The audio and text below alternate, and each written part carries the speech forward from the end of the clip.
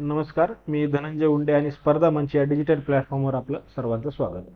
आपण जो महाराष्ट्राचा इतिहास हा घटक सुरू केला आहे, त्या घटकामधील एका उपघटकाची आपण सुरुवात करतोय. नाव आहे महाराष्ट्रातील राजकीय जागृती. बघा, आपण आधीच्या टॉपिकमध्ये भारतीय राष्ट्रवादाचा उदय पाहिलाय. भारतीय राष्ट्रवादाचा उदय आपण पाहिले की 1857च्या ठिणगीनंतर मोठ्या प्रमाणात विकसित झालेला आहे. पण त्या दृष्टिकोनातून जर विचार केला तर महाराष्ट्र एक प्रगत देश आहे, प्रगत राज्य आहे. म्हणजे त्या काळी सुद्धा होतं आणि त्यामुळे काय झालं होतं की भारतामध्ये जी परिस्थिती आहे ती महाराष्ट्रामध्ये लागू नव्हती आणि महाराष्ट्र तुलनात्मक दृष्ट्या, राजकीय दृष्ट्या बाकीच्या राज्यांपेक्षा जास्त तुम्हाला ऍक्टिव्ह दिसेल किंवा सक्रिय दिसेल. उदाहरणार्थ बाकी जर उदाहरण घ्यायचं झालं तर बंगाल, सुमाल तसंच दिसतंय. आपण पाहणार आहोत महाराष्ट्राच्या अँगलमधून ह्या गोष्टी. सुरू करू आपण. आता बघा, महाराष्ट्रातील राजकीय जागृती हा जर विषय तुम्ही विचारात घेतला आणि जर एका व्यक्तीचंच जर नाव सांगायचं असेल तर त्या व्यक्तीचं नाव काय, तुम्हाला नाव त्यांचं आहे जगन्नाथ शंकर शेट. जन्म त्यांचा कधीचा आहे? 1803चा. प्रश्न याच्यावर आलेला आहे की जन्म कुठे झाला. नाना, यांना नाना असं म्हणून ओळखलं जायचं, नाना शंकर शेट किंवा त्यांचं नाव जगन्नाथ असलं तरी ते नाना म्हणून फेमस होते. जन्म त्यांचा आहे तुमच्या मुरबाड मध्ये आहे. मुरबाड मध्ये त्यांचा जन्म झालेला आहे 1803 मध्ये. ओळख काय आहे? त्यांना मुंबईचे शिल्पकार म्हटलं जातं. शिल्पकार का म्हणायचे ते आपण पाहू. आणि त्यांना मुंबईचा अनभिषिक्त सम्राट असं म्हटलं जायचं. प्रश्न असा आला होता की नाना शंकर शेट यांना मुंबईचा अनभिषिक्त सम्राट कोणी म्हटलंय? त्याचं उत्तर आहे तुमचं आचार्य अत्रे.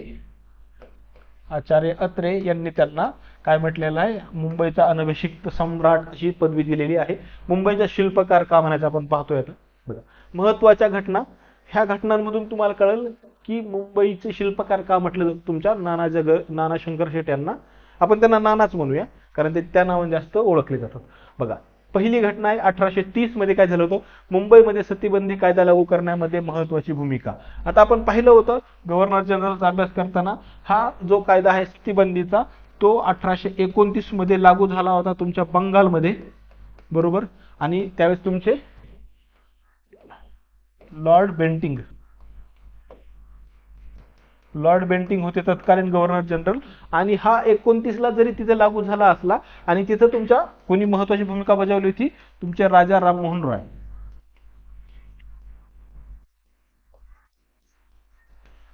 रॉय. आणि हाच कायदा 1829चा मुंबई आणि मद्रास या दोन प्रांतामध्ये लागू झाला 1830 मध्ये. आणि 1830 मध्ये मुंबई प्रांतामध्ये महत्वाची भूमिका बजावली तुमच्या कोणी नानांनी बजावलेली आहे. ओके. त्यानंतर 1840 ची घटना आहे. मुंबई प्रांत शिक्षण मंडळाच्या सदस्यपदी निवड झालेली आहे. शिक्षण मंडळ जे स्थापन करण्यात आलं होतं 1840 मध्ये मुंबई प्रांतासाठी, त्या प्रांताच्या सदस्यपदी निवड झालेली आहे तुमच्या नानांची 1840 मध्ये. त्यानंतर पुढची गोष्ट आहे महत्वाची, 1846 ला मुंबई म्युनिसिपल ऍक्ट पास होण्यासाठी प्रयत्न केलेला त्यांनी. 1846 हा ऍक्टचं तुम्हाला विचारणार नाहीत, पण महत्वाची भूमिका कोणी विचारली ते विचारलं जाऊ शकतं. मुंबई म्युनिसिपल ऍक्ट करण्यामध्ये महत्वाची भूमिका नानांची आहे. त्यानंतर 1850 मध्ये मुंबई प्रांत शिक्षण मंडळाच्या अध्यक्षपदी नेमणूक झालेली आहे. आता बघा, इथं 40 ला काय झालं होतं? हे सदस्य झाले होते. म्हणजे तुम्हाला लक्षात ठेवायचं, हे 1840 ला सदस्य आहेत आणि 1850 म्हणजे 10 वर्षांनी त्यांना काय झाले? अध्यक्ष करण्यात आलेलं आहे, बरोबर. आणि ते कधीपर्यंत कार्यरत होते? 1856 पर्यंत कार्यरत होते. त्यानंतर 1857 ला मुंबई विद्यापीठाचे पहिले फेलो. प्रश्न येतो खालीलपैकी कोणाची मुंबई विद्यापीठाचे पहिले फेलो म्हणून नियुक्ती करण्यात आली होती? तर उत्तर आहे तुमचं नाना शंकर शेट. आणि 1857 का? तर कारण मुंबई विद्यापीठाची स्थापना तुमची 1857 या वर्षाची आहे. त्यामुळे मुंबई विद्यापीठाची स्थापना झाल्यानंतर फेलोची नियुक्ती करण्यासाठी म्हणून ज्यावेळेस प्रस्ताव पुढे आला तर नाना जगन्नाथ शंकर शेट यांचं नाव पुढे गेलेलं आहे. त्यानंतर 1861 मध्ये मुंबई प्रांतिक कायदे मंडळ सदस्यपदी निवड. प्रांतिक कायदे मंडळ म्हणजे आत्ताच्या भाषेमध्ये बोलायचं झालं तर तुमचं विधानमंडळ जे असतं, म्हणजे विधानसभा आणि विधान परिषद, हे जे मुंबई प्रांतासाठी करण्यात आलं होतं स्थापन, त्यामध्ये 1861 ला त्यांची निवड झालेली आहे. ओके. आता ह्या ज्या गोष्टी आहेत आधीच्या आपण ज्या पाहिल्या की त्यामध्ये आपल्याला एक गोष्ट जाणून येते की ज्या महत्वाच्या गोष्टी घडत होत्या त्यामध्ये त्यांचा महत्वाचा हात तुम्हाला हातभार लागलेला दिसतोय. पण आणखी एक महत्वाची गोष्ट आहे, ती कोणती बघा? ती आहेत त्यांनी स्थापन केलेल्या संस्था. आता ह्या फक्त मी काही महत्वाची संस्था घेतोय. या व्यतिरिक्त त्या काळामध्ये मुंबई सिटीमध्ये आणि प्रांतामध्ये, प्रामुख्याने सिटीमध्ये ज्या महत्त्वाच्या संस्था स्थापन झाल्या त्या संस्थांच्या स्थापनामध्ये प्रत्यक्ष आणि अप्रत्यक्षपणे नाना शंकर शेठ यांचा महत्त्वाचा भूमिका आहे, हे आपण लक्षात घ्यायचं आहे. आता पहिली संस्था काय बघा, बॉम्बे नेटिव्ह एज्युकेशन सोसायटी. ह्या संस्थेची स्थापना झाली 1822 मध्ये. स्थापन केली तुमच्या नानांनी स्थापन केली. त्यानंतर एल्फिन्स्टन हायस्कूल स्थापन केले तुमच्या 1824 मध्ये. आता आपण पाहिलं एल्फिन्स्टन कधी होते आपल्याकडे, 1818 ते 1827 या कालखंडामध्ये काय होते, मुंबई प्रांताचे गव्हर्नर कोण होते तुमचे, लॉर्ड माउंट स्टुअर्ट एल्फिन्स्टन होते. त्यांच्या कार्याच्या स्मृतीप्रीत्य म्हणजे त्यांच्या कार्याचा गौरव, स्मृती म्हणता येणार नाही, कार्याचा गौरव करण्यासाठी 1824 मध्ये काय केले आपण, नानांनी एल्फिन्स्टन हायस्कूलची स्थापना केली. आणि तेच एल्फिन्स्टन हायस्कूल 1834 मध्ये त्याचं एल्फिन्स्टन कॉलेज किंवा महाविद्यालय म्हणू शकतो आपण त्याला, महाविद्यालय, त्याचं रूपांतर झाले तुमच्या महाविद्यालयामध्ये 1834 ला. आणि स्थापना त्याची हायस्कूल म्हणून झालेली तुमच्या 1824 मध्ये. त्यानंतर ग्रेट ईस्टर्न रेल्वे कंपनी याची स्थापना झाली 1843 मध्ये. ग्रेट ईस्टर्न रेल्वे कंपनीचे जे संचालक मंडळ होतं, या संचालक मंडळावर निवड झालेली तुमच्या कोणाची, स्थापना बी केली होती. आणि स्थापनेमध्ये मग जे संचालक मंडळ स्थापन केले त्यामध्ये नानांचा समावेश करण्यात आलेला होता. त्यानंतर ग्रँट मेडिकल कॉलेजची स्थापना झाली आहे तुमची 1845 मध्ये. आणि ह्या ग्रँट कॉलेजच्या स्थापनेमध्ये महत्त्वाची भूमिका बजावली नानांनी. एक महत्त्वाचं वैशिष्ट्य म्हणजे ह्या ग्रँट कॉलेजमध्ये 1861 पासून मराठीमधनं शिक्षण द्यायला सुरुवात झालेली आहे. आता ग्रँट मेडिकल कॉलेजची स्थापना काय झाली, तर सर ग्रँट डफ म्हणून आपले काय होते, मुंबईचे गव्हर्नर होते. ह्या गव्हर्नरचा 1836 मध्ये पुणे मुंबई मार्गावर अपघाती मृत्यू झाला होता. आणि मग ह्या ग्रँट डफ यांच्या स्मृतीप्रित्यर्थ 1845 मध्ये काय केलंय त्यांनी, नानांनी कॉलेज स्थापन केले आणि त्याला नाव दिले ग्रँट मेडिकल कॉलेज, जे आज सुद्धा कार्यरत आहे. लक्षात ठेवायची 1845 तारीख.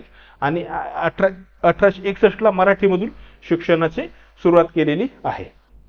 ओके. त्यानंतर पुढची आता राजकीय जागृती आपण पाहतोय.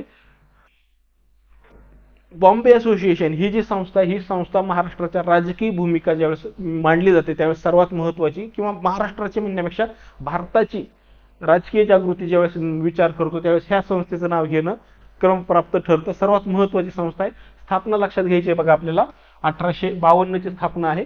संस्थापक कोण असणार आहे, ऑफकोर्स तुमचे नाना असणार आहेत, जगन्नाथ शंकर शेठ, त्यांना पण नाना म्हणतो. ओके. त्यानंतर तुमचे आता बघा संस्थेची स्थापना झाली आहे, पण आपल्याला असं वाटू शकतं की अध्यक्ष कोण आहेत. अध्यक्ष ते स्वतः नव्हते, तर त्यांनी काय केलंय, अध्यक्षपद दिले तुमच्या जमशेदजी जिजीभाई. आपण जे स्कूल ऑफ आर्ट्स म्हणतो ना, आर्ट्स मुंबई मधली ही एक महत्वाची संस्था आहे. तर ते जे म्हणून जे आहेत ना, ते हे आहेत तुमचे जमशेदजी जिजीभाई. यांना जमशेदजी जिजीभाईंना शॉर्ट मध्ये जे म्हणून ओळखलं जातं. आणि जे स्कूल ऑफ आर्ट्सची सुद्धा स्थापना नानांनीच केलेली आहे. आणि ते अध्यक्ष कोण होते तुमच्या बॉम्बे असोसिएशनचे. संस्थापक जरी नाना असले तरी चिटणीसपदी निवड केलेली आहे डॉक्टर भाऊदाजी लाड आणि विनायक शंकर शेठ. विनायक हे कोण, नानांचे पुत्र आहेत. ओके. मग एक मुद्दा माझा सांगायचा राहिला, हे जे आपण ग्रँट मेडिकल कॉलेज पाहिलं 1845 बरोबर, त्या ग्रँट मेडिकल कॉलेजच्या स्थापनेनंतर बघा काय झालं, 1845 ला स्थापना झाली.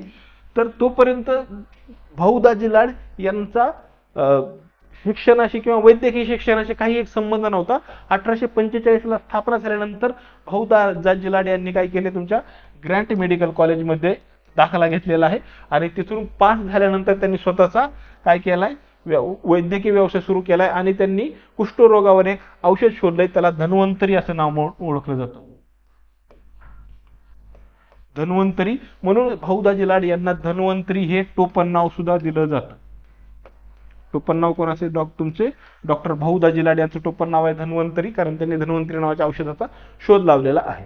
आता बघा बॉम्बे असोसिएशन त्याचे उद्देश काय, ब्रिटिशांसमोर लोकांच्या मागण्या मांडण्यासाठी व्यासपीठ, बरोबर, व्यासपीठ म्हणजे फोरम आपण तयार केलं होतं, किंवा मंच म्हणू शकतो आपण ह्याला, बरोबर. हे फोरम तयार करण्यासाठी बॉम्बे असोसिएशनची स्थापना करण्यात आली होती. त्यानंतर दुसरा उद्देश आहे ब्रिटिशांना सहकार्य करून विविध प्रकारच्या सुधारणा पदरात पाडून घेणे. बघा, ब्रिटिशांना विरोध करण्यापेक्षा ब्रिटिशांच्या अंगाने जायचं, त्यांच्या म्हणण्यानुसार वागायचं आणि आपल्यासाठी आवश्यक असणाऱ्या सुधारणा करून घ्यायची ही भूमिका मांडली होती तुमच्या बॉम्बे असोसिएशननं, म्हणजेच तुमच्या नानांनी ही भूमिका मांडली होती. त्यानंतर पुढचं काय, भारतातील रयतेच्या कल्याणासाठी कार्यरत राहणे, लोकांसाठी कार्यरत राहणे हे ऑब्जेक्टिव्ह आहे महत्वाचं. प्रश्न आणखी आलेला आहे ह्या मुद्द्यावर, मुंबई प्रांतातील पहिली राजकीय संघटना कोणती? तर उत्तर आहे तुमचं बॉम्बे असोसिएशन. प्रश्न असा सुद्धा आलेला आहे की बॉम्बे असोसिएशनचे सर्वात महत्त्वाचे वैशिष्ट्य काय आहे, तर बॉम्बे असोसिएशन ही मुंबई प्रांतातील पहिली राजकीय संघटना म्हणून ओळखली जाते. ओके, नानांविषयी गोष्ट आणखी सांगायची राहिली. आता आपण इथं पाहिलं, ग्रेट ईस्टर्न रेल्वे कंपनी नावाची जी कंपनी आहे ती स्थापना केली आहे, त्याच्या संचालक मंडळावर त्यांची नियुक्ती झालेली आहे. नानांचं महत्व काय आहे इंग्रजांच्या दृष्टिकोनातून जर विचार केला आपण, तर त्या 1800चा काळ आहे, ह्या काळामध्ये इंग्रज बऱ्यापैकी त्यांनी स्वतःची सत्ता स्थापन केलेली आहे. इंग्रजांची सत्ता महाराष्ट्र, म्हणजे आपण महाराष्ट्राचा विचार करतोय, महाराष्ट्र इंग्रजांच्या ताब्यात, आणि इंग्रजांचे खजिनदार नाना होते, म्हणजे त्यांना जे लागणारे पैसे आहेत भरपूर वेळा नाना त्यांना आर्थिक मदत करत होते. त्यामुळे ह्या ज्या संस्था आहेत या संस्थांच्या स्थापनेमध्ये आपल्याला एक गोष्ट लक्षात येते, एवढ्या संस्था का स्थापन करू शकले, कारण त्यांच्या व्यवसायातून त्यांना जी संपत्ती मिळत होती ती संपत्ती एवढी प्रचंड होती की ते इंग्रजांचे सावकार म्हणून काम करत होते. म्हणल्यानंतर तुमच्या लक्षात येईल की त्या माणसाची ताकद किती मोठी असू शकते.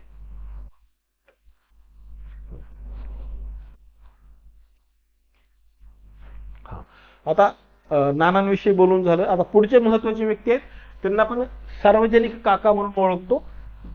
त्यांचं नाव काय लक्षात ठेवा, गणेश वासुदेव जोशी. प्रश्न असा आलेला आहे की सार्वजनिक काका यांचे मूळ नाव काय आहे, तर नाव लक्षात ठेवायचं गणेश वासुदेव जोशी, किंवा परीक्षेमध्ये असं मी विचारतात गवा जोशी असा सुद्धा ऑप्शन दिला जातो, त्यामुळं तिथं कन्फ्युज होण्याची गरज नाहीये. गवा जोशी यांनाच आपण सार्वजनिक काका म्हणून ओळखतो. आता का ओळखतो हे आपल्याला पाहायचे पुढे जाऊन. आधी त्यांच्याविषयी थोडी माहिती घेऊया. जन्म विचारलाय त्यांचा 1828 आहे. जन्मावर प्रश्न आलेला नाही, लक्षात ठेवा 1828 आहे. मृत्यू 1880 आहे. ह्या दोन मुद्द्यावर आजपर्यंत प्रश्न आलेला आहे. प्रश्न त्यांच्या नावाविषयी आलेला आहे आणि त्यांनी केलेल्या महत्वाच्या कार्याविषयी आलेला आहे. आता बघा, पहिली महत्वाची घटना आहे 1848 ला त्यांचं सरकारी नोकरीच्या निमित्ताने त्यांना पुणेमध्ये आलेले आहेत. आता पुण्यामध्ये आल्यानंतर सार्वजनिक काका हा जो प्रकार आहे किंवा हा जे व्यक्तिमत्व उभारून आले का, तर ते पुण्यामध्ये आल्यापासून, आणि ते पुण्यात आलेत कधी, तर 1848 ला पुण्यामध्ये आलेले आहेत. त्यानंतर 1870 मध्ये पुणे सार्वजनिक सभा. आता ह्या सभेचं नाव बघा काय, सार्वजनिक सभा, आणि त्यांना आदराने काका असं म्हटलं जायचं. त्यांनी स्थापन केलेल्या संस्थेचं नाव होतं सार्वजनिक, म्हणून त्यांचं नाव पडले सार्वजनिक काका. सार्वजनिक काका नाव का पडले, तर काका हे टोपण नाव असलं तरी त्यांनी स्थापन केलेल्या संस्थेचं नाव सार्वजनिक सभा होतं, पुणे सार्वजनिक सभा, म्हणून त्यांना सार्वजनिक काका म्हणून पुढे ओळखलं जाऊ लागलं. त्यानंतर पुढचा मुद्दा आहे बघा, 1872 मध्ये त्यांनी देशी व्यापार उत्तेजक मंडळी या संस्थेची स्थापना केलेली आहे. ओके, त्यानंतर ह्या मुद्द्यावर प्रश्न आलेला आहे की स्वदेशी मालाचे दुकान काढून स्वदेशीचा प्रचार आणि प्रसार सुरू करण्याचे काम कोणी केलेले आहे, तर याचं उत्तर असणार तुमचं सार्वजनिक काका किंवा गवा जोशी यांनी जी स्थापना केली 1873 मध्ये ह्या दुकानाची स्थापना केलेली आहे. सार्वजनिक सभा, त्यानंतर स्वदेशी मालाचे दुकान, आणि ह्या मुद्द्यावर वारंवार प्रश्न विचारला जातो, तर काय आहे 1877 मध्ये आद्य क्रांतिकारक वासुदेव बळवंत फडके यांचे वकीलपत्र घेतले. प्रश्न आलेला आहे की आद्य क्रांतिकारक वासुदेव बळवंत फडके यांचे वकीलपत्र कोणी घेतले होते, तर वकीलपत्र घेतले तुमच्या गणेश वासुदेव जोशी किंवा सार्वजनिक काका यांनी. बरोबर. प्रश्न असाही आलेला आहे की सार्वजनिक काका यांनी खालीलपैकी कोणाचे वकीलपत्र घेतले होते, तर वकीलपत्र घेतलं होतं तुमच्या वासुदेव बळवंत फडके. त्यांच्या विरोधातले केस डिसमिस झालेले आहे, आणि पुढे जाऊन ह्यांना काय केलंय, वासुदेव बळवंत फडकेने विषय आपण पुढे माहिती घेणारच आहोत, पण त्यांना एडनच्या तुरुंगामध्ये रवानगी करण्यात आलेली आहे. पण ते वकीलपत्र घेण्याचं काम केलं होतं तुमच्या गणेश वासुदेव जोशी यांनी. त्यानंतर 1877 मध्ये दिल्ली येथे राजदरबार भरला होता, आणि त्या राजदरबारामध्ये शेतकऱ्यांचे गाऱ्हाणे मांडण्यासाठी शेतकऱ्यांच्या पेहरावामध्ये हजेरी लावलेली आहे तुमच्या सार्वजनिक काकांनी, आणि ह्या राजदरबारामध्ये शेतकऱ्यांचं म्हणणं मांडण्यासाठी जो मसुदा तयार केला होता, त्या मसुदा लिहून दिला होता तुमचा न्यायमूर्ती रानडे यांनी. त्यामुळे प्रश्न असा येतो की सार्वजनिक काका दिल्ली येथील राजदरबारात उपस्थित झाले होते, त्यावेळेस त्यांना जो मसुदा दिला होता तो मसुदा कोणी लिहिला होता, तर तो मसुदा लिहिला होता न्यायमूर्ती रानडे यांनी. दिल्ली येथील राजदरबार आपल्याला माहिती आहे 1877 मध्ये, त्यावेळेस तुमचा गव्हर्नर जनरल विषयी आपण बोललोय. Lytton the bad, Lytton the bad जो होता तो यावेळेस काय होता, तुमचा गव्हर्नर जनरल होता. आणि त्या काळामध्ये काय भरलं होतं, तुमचं ही राजदरबार भरला होता दिल्ली येथे. आणि दिल्लीच्या राजदरबारामध्ये राणी स्वतः आलेली नव्हती, खूप जास्त उधळपट्टी केली होती तुमच्या लॉर्ड लिटन यांनी, त्यामुळे त्याला लिटन द बॅड म्हटलं जातं, हे कारण आहे. आणि त्याच काळामध्ये काय पाहिलं होतं आपण की एवढी मोठी उधळपट्टी होत असताना त्या काळामध्ये तुमच्या बंगालमध्ये आणि भारताच्या मोठ्या भागामध्ये मोठ्या प्रमाणावर दुष्काळ पडला होता. या दुष्काळामध्ये लोक अन्न पाणी वाचून मरत असताना लॉर्ड लिटन काय करत होता, खूप मोठ्या प्रमाणावर राजदरबार भरवण्यासाठी उधळपट्टी करत होता. जरी राणी येणार नसली तरी, राणी येणार नव्हती तरी सुद्धा त्यांनी खूप मोठ्या प्रमाणात काय केले होते, पैसे उधळले होते आणि लोक दुष्काळाने मरत होते. म्हणून त्याचं नाव काय झालं तुमचं लिटन द बॅड. हे एक महत्वाचं कारण आहे. दुसरं ते आपला देशी वृत्तपत्र कायदा, हे सुद्धा एक महत्वाचं कारण आहे. पण सर्वात महत्वाचं कारण तुमचं काय आहे, राजदरबार भरून खूप मोठ्या प्रमाणात पैशाची नासाडी केली होती. आता आपण पाहिलं की स्थापना महत्वाचं जे काम आहे त्यांनी काय केलं होतं, 1870 मध्ये पुणे सार्वजनिक सभेची स्थापना केली होती. आपल्याला सभेविषयी अत्यंत महत्वाची ज्या गोष्टी आहेत त्या आता विचारात घ्यायच्या आहेत. ओके, बघा पुणे सार्वजनिक सभा स्थापना आहे 2 एप्रिल 1870. आपल्याला फक्त वर्ष विचारलं जातं 1870. अध्यक्ष कोण आहेत, पुणे सार्वजनिक सभेचे अध्यक्षपद दिलं होतं कोणाला, श्रीमंत श्रीनिवास प्रतिनिधी. श्रीनिवास प्रतिनिधी हे त्यांचं नाव आहे. हे कोण होते, औंध संस्थानाचे राजे. हे औंध संस्थान कुठे आहे, तुमच्या सध्याच्या सातारा जिल्ह्यामध्ये आहे. आणि सातारा जिल्ह्यामधलं जे औंध संस्थान आहे, या संस्थानाचे जे राजे होते त्यांचं नाव होतं श्रीमंत श्रीनिवास प्रतिनिधी. यांना अध्यक्षपद दिले तुमच्या कशाचं, पुणे सार्वजनिक सभेचं. संस्थापक कोण होते बघा, इथं तुमचं एक आहे गवा जोशी आणि दुसरे महादेव गोविंद रानडे, किंवा त्याला आपण न्यायमूर्ती रानडे म्हणून ओळखतो. ओके, न्यायमूर्ती रानडे ह्या दोघांनी स्थापना केलेली. त्यामुळे जर प्रश्न आला पुणे सार्वजनिक सभेचे संस्थापक कोण होते आणि ऑप्शन 2 असतील तर तुम्हाला एकच ऑप्शन निवडायचा असेल तर गवा जोशी निवडायला लागेल. पण जर मल्टिपल ऑप्शन जर निवडायचे असेल तर तुम्हाला गवा जोशी बरोबर न्यायमूर्ती महादेव गोविंद रानडे यांच्या सुद्धा नावाला टिक करायची आहे. आता ही स्थापना जरी 1870 असली तरी त्याच्या मागे एक पार्श्वभूमी काय बघा. उद्देश काय होता, पुण्यातील पर्वती संस्थानातील आर्थिक भ्रष्टाचार, अंधाधुंदी आणि पंचांचा गैरव्यवहार यांची चौकशी करणे आणि कायदेशीर उपाययोजना करणे ह्यासाठी जी एक संस्था स्थापन झाली होती. आणि ही ऍक्च्युअल संस्था स्थापन झाली होती 1867 मध्ये. ही पर्वती संस्थानामधला जो भ्रष्टाचार आहे तो बाहेर काढण्यासाठी स्थापन झाली होती 1867 ला. पण त्याचं नाव बदललंय तुमचं 1870 मध्ये, आणि त्याला काय केले, पुणे सार्वजनिक सभा असं नाव देण्यात आलेलं आहे. त्यानंतर बघा ओळख काय आहे. आता पुणे सार्वजनिक सभेवर प्रश्न असा विचारला जातो, ओळख काय आहे पुणे सार्वजनिक सभेची, तर सनदशीर मार्गाने चळवळ करणारी मुंबई प्रांतातील पहिली राजकीय संघटना. ओके, आता आपण बॉम्बे असोसिएशन विषयी काय माहिती पाहिली होती, तर ते मुंबई प्रांतातील पहिली राजकीय संघटना आहे असं म्हटलं जातं. पण सनदशीर मार्गाने पहिली चळवळ करणारी पहिली संस्था कोणती आहे, तर पुणे सार्वजनिक सभा. त्यामुळे जर प्रश्न असा आला, पहिली राजकीय संघटना बॉम्बे असोसिएशन, सनदशीर मार्गाने चळवळ करणारी पहिली, सनदशीर शब्द आला, सनदशीर शब्द लक्षात ठेवायचा आपल्याला. इथं सनदशीर विचारलं तर इथं सार्वजनिक सभा, पुणे सार्वजनिक सभा हा ऑप्शन आपल्याला निवडायचा आहे. आता पुणे सार्वजनिक सभेला महाराष्ट्राच्या दृष्टिकोनातून एवढं महत्व का द्यायचंय, तर ते आपल्याला त्यांच्या कार्यामधून दिसून येतं. बघा कार्य काय आहे, महाराष्ट्राची पहिली आर्थिक पाहणी करण्याचं श्रेय दिलं जातं तुमच्या पुणे सार्वजनिक सभेला. आणि हे गोष्ट आहे तुमच्या 1876-77 या वर्षामध्ये काय केलंय, तुमच्या संपूर्ण महाराष्ट्राची आर्थिक पाहणी करण्याचं काम केले तुमच्या पुणे सार्वजनिक सभेनं. त्यानंतर सर्वप्रथम भारतीय राष्ट्रीय सभेची संकल्पना सार्वजनिक सभेने मांडली होती. आता बघा भारतीय राष्ट्रीय सभा म्हणजेच पुढे जाऊन आपण त्याला काय म्हणतो, INC Indian national Congress, Indian national Congress, किंवा सध्या आपण त्याला काँग्रेस जे म्हणतो, काँग्रेस, याचं मराठी होतं अखिल भारतीय सभा.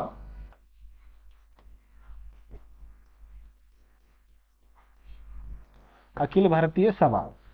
ओके. काँग्रेसचा अर्थ होतो सभा, काँग्रेस या शब्दाचा अर्थ होतो सभा.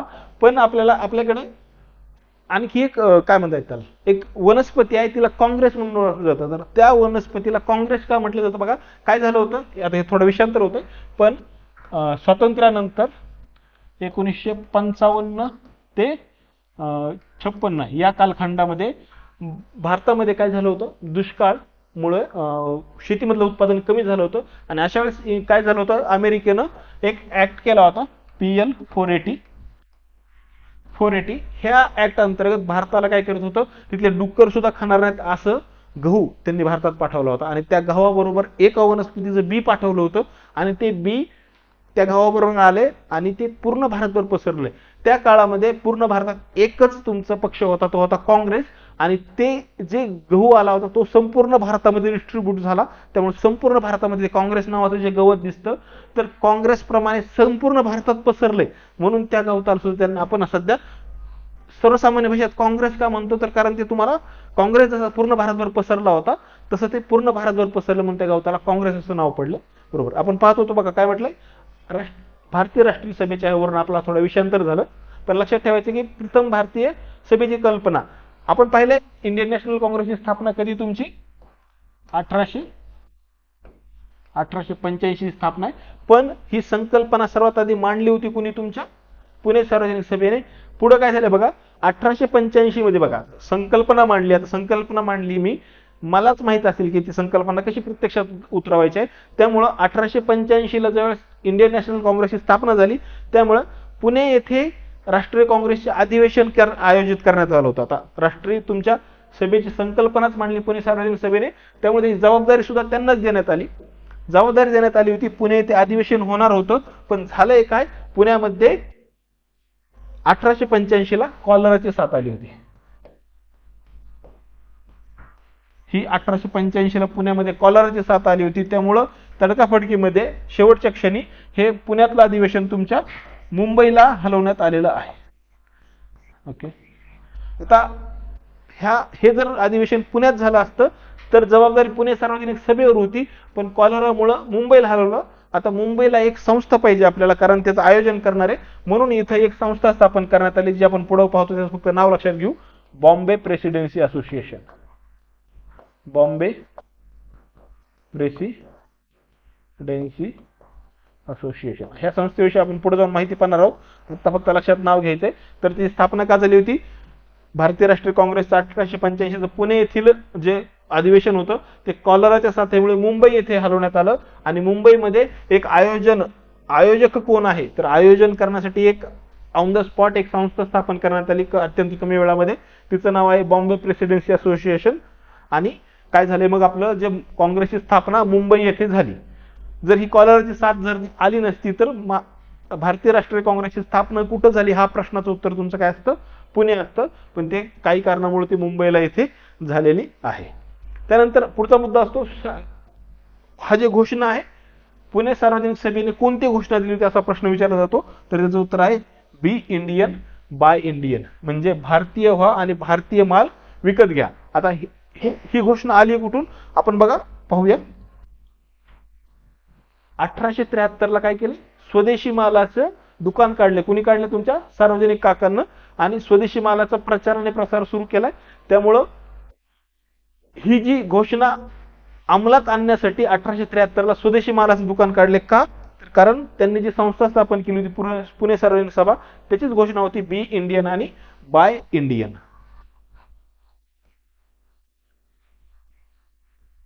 अशा तऱ्हेने आपला महाराष्ट्रातील राजकीय जागृती हा घटक संपलेला आहे. भेटू आपण पुढील व्हिडिओमध्ये. धन्यवाद.